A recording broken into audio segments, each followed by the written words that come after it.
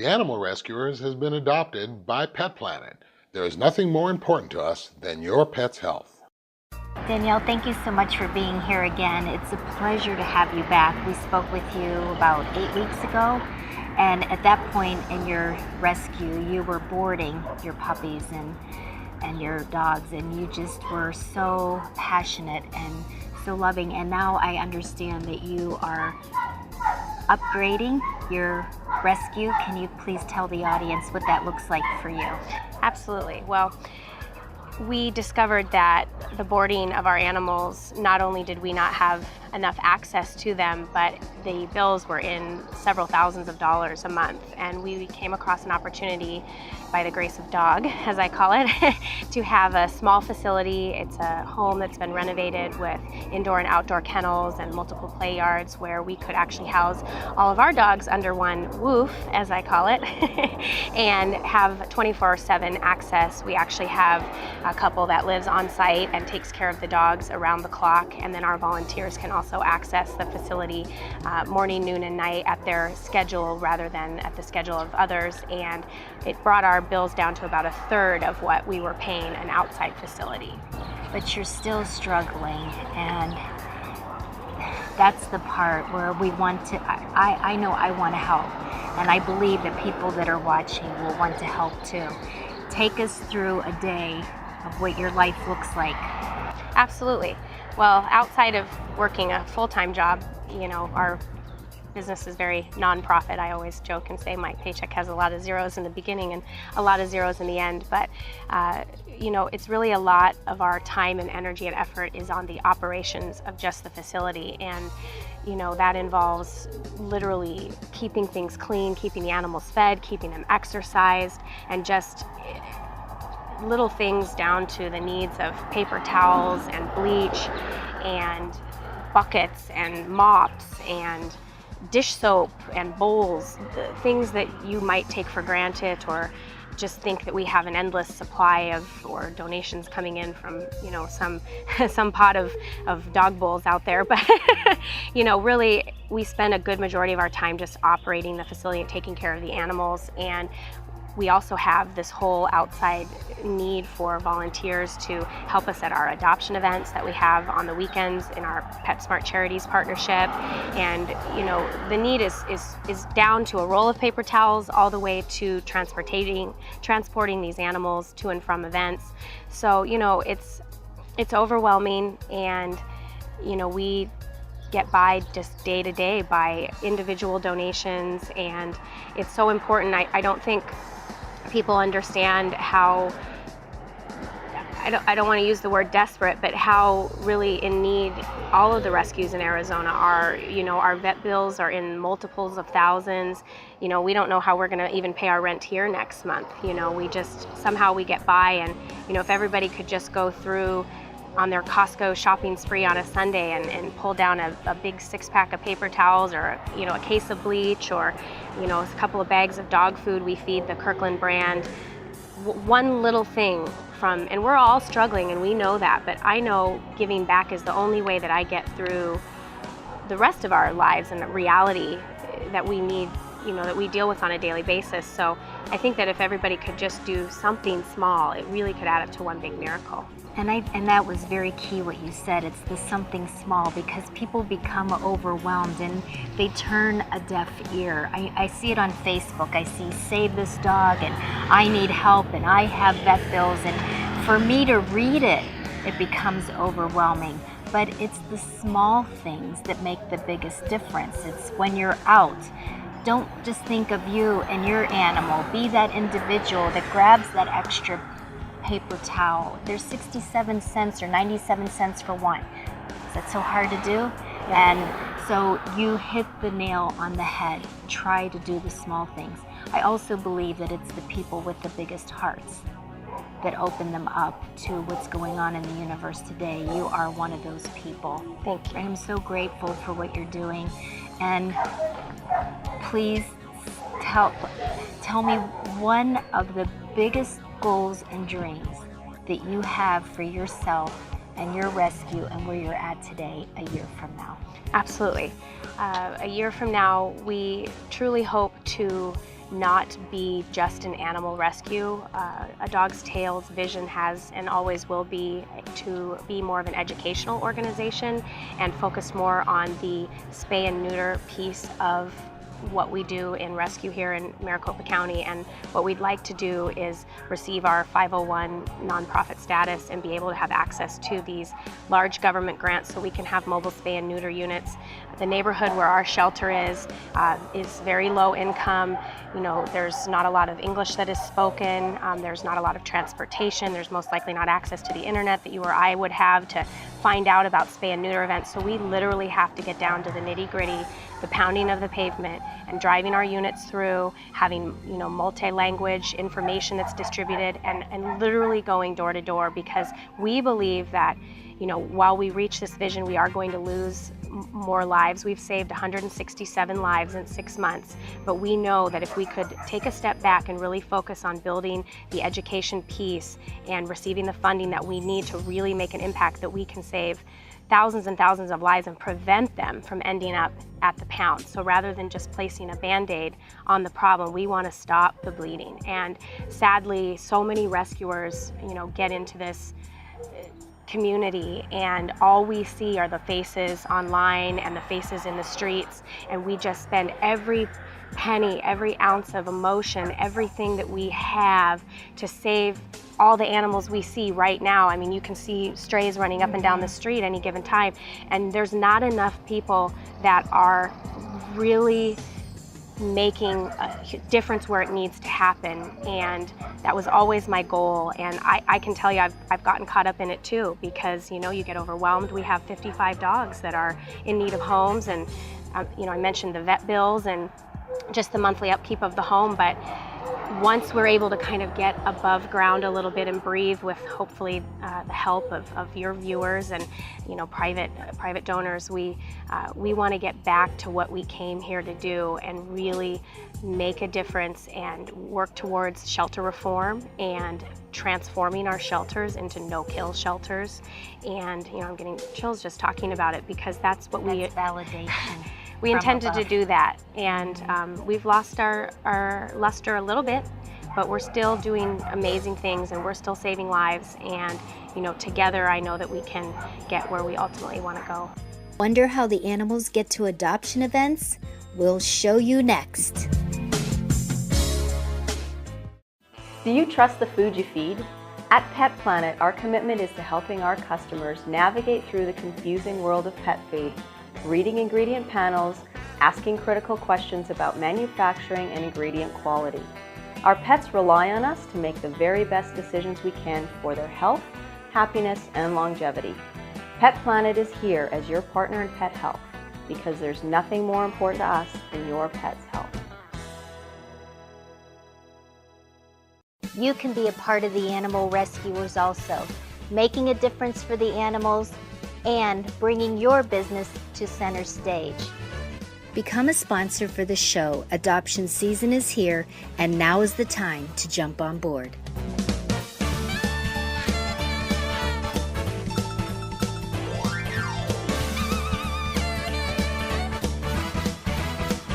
And you can be an animal rescuer too. Make the call. Welcome back to the Animal Rescuers, adopted by Pet Planet. So as in life, the best laid plans do not work out. We didn't get to tour the facility because I didn't realize you had an adoption event going on. But please share with the audience what just happened. Well, because I'm still recovering. Literally, you were knocked on the floor. I should have told you to wear less nice of an outfit. Hey, I'd rather be knocked down that way than some other ways, trust me. So, you know, again, we don't have a limousine that pulls up with a suited army of men that walk into our Taj Mahal and leash the dogs up and take them out.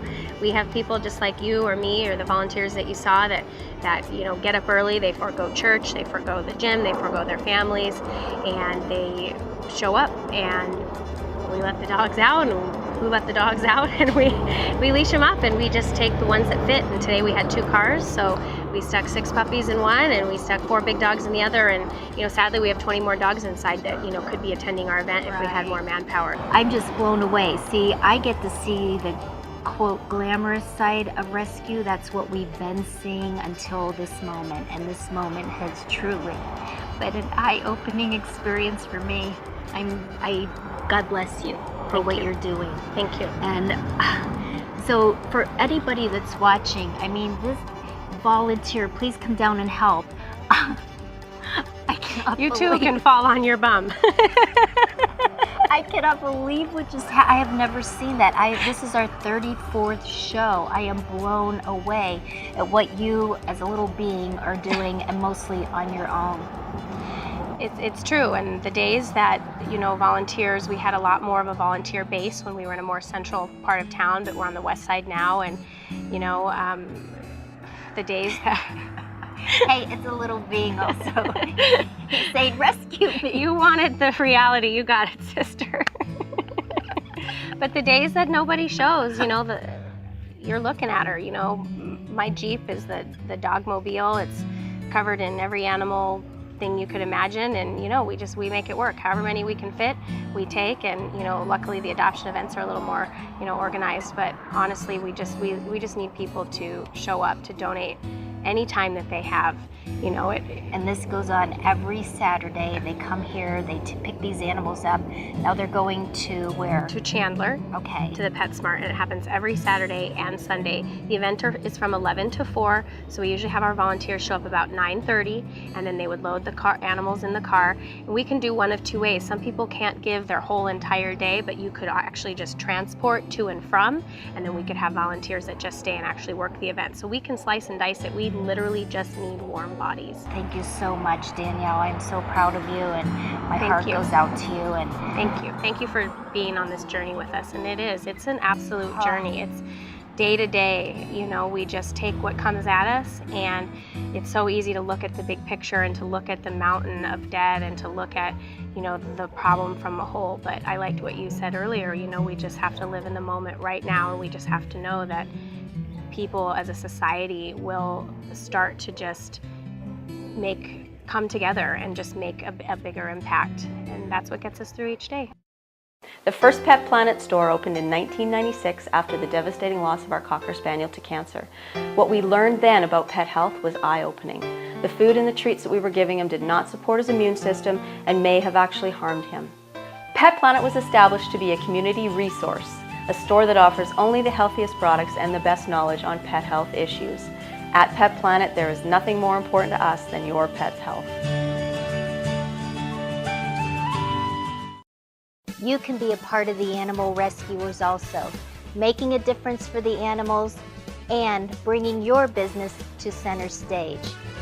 Become a sponsor for the show. Adoption season is here, and now is the time to jump on board.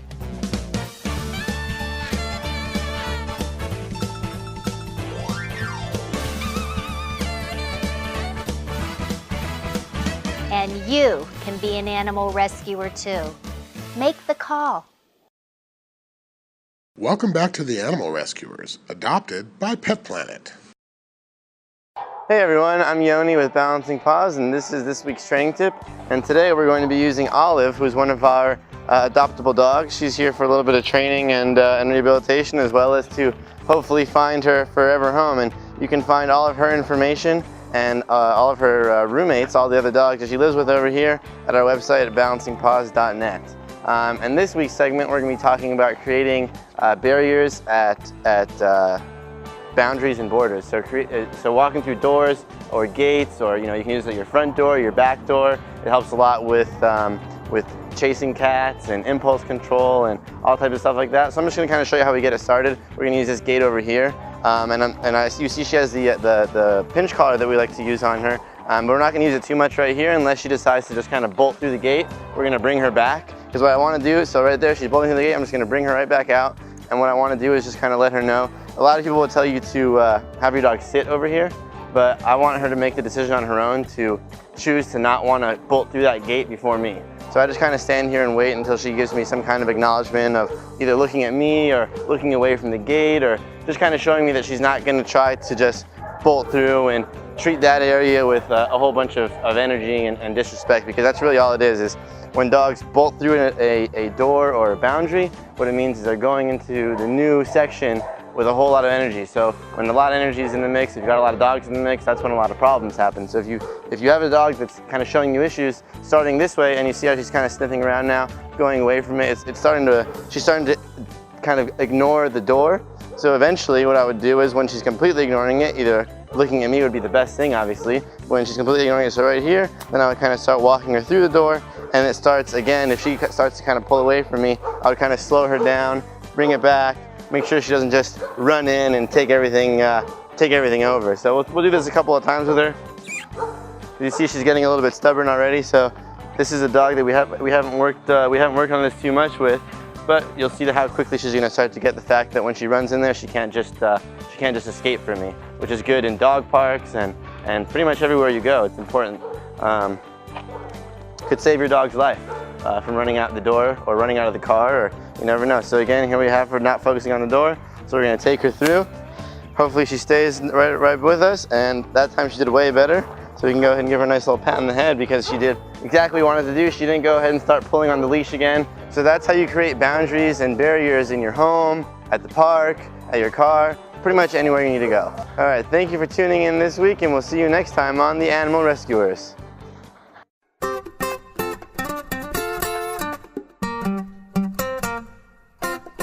Hello again, welcome back to At the Vet. I'm Dr. Krista Gibson from Animal Medical Services.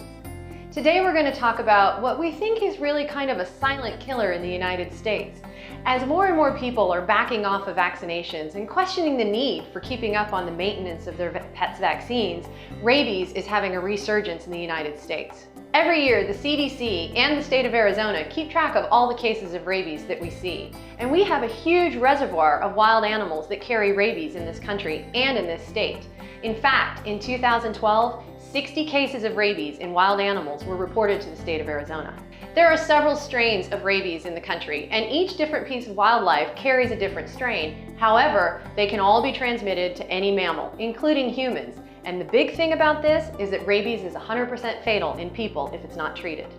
So who carries rabies? In Arizona, skunks, fox, and bats are the big reservoirs. And bats in particular, in an urban environment, are one of the most dangerous species of rabies carriers. They're particularly attractive to cats and sometimes dogs because they get into our house, they flutter around, they're sick, and the animals think this is a toy.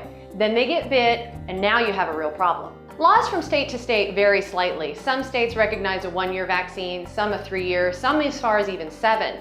In the state of Arizona, the law requires that you vaccinate your dog every 3 years if it's an adult and once a year when it's a puppy. Arizona doesn't require rabies vaccination for cats, but it's still a good idea because, like we talked about, those bats are out there. The biggest pushback that I think I get for not vaccinating your pet is second to, well, I haven't seen rabies, so I don't think it exists, is cost. Well, let me tell you, it can be very expensive if your pet is exposed to rabies. If your dog gets bit by a potentially rabid animal and it's not current on its vaccination, it has to be quarantined for 6 months.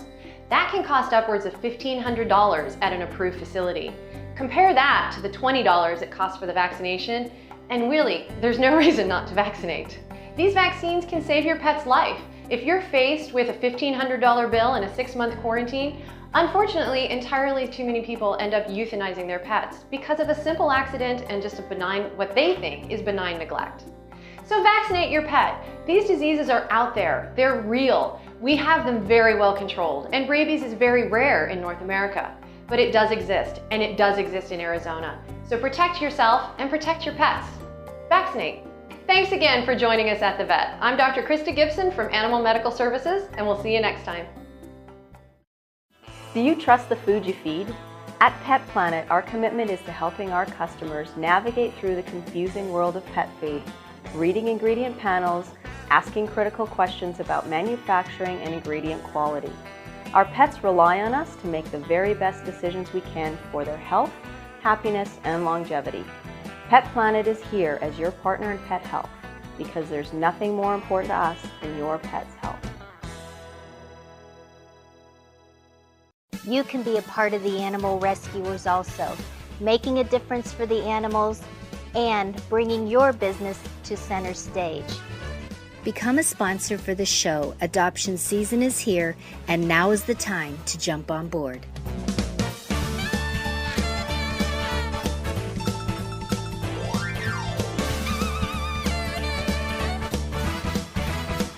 And you can be an animal rescuer too.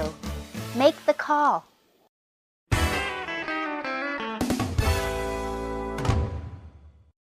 Hi, I'm Jen, and this is your Pet Planet Pet Tip of the Week. As loving pet guardians, we're always concerned about the health and well-being of our animals. One of the most serious safety concerns that is often overlooked by pet guardians is actually lurking in your cat's litter box.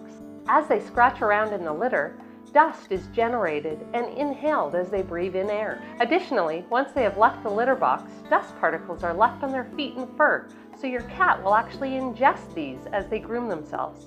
Most clay-based litters contain sodium bentonite, which is extremely dusty. This dust is designed to absorb liquid and can swell up to 15 times its original volume. It acts like an absorbable cement. So, when your cat ingests and inhales this dust, it can create very serious health problems in the upper respiratory tract. It can lead to diarrhea and vomiting, and can even affect your cat's kidneys.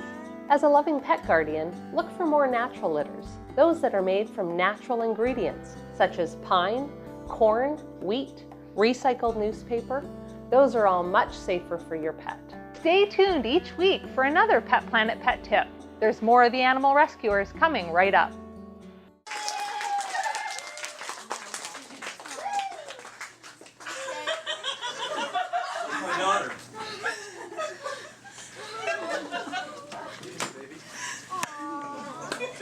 Come here.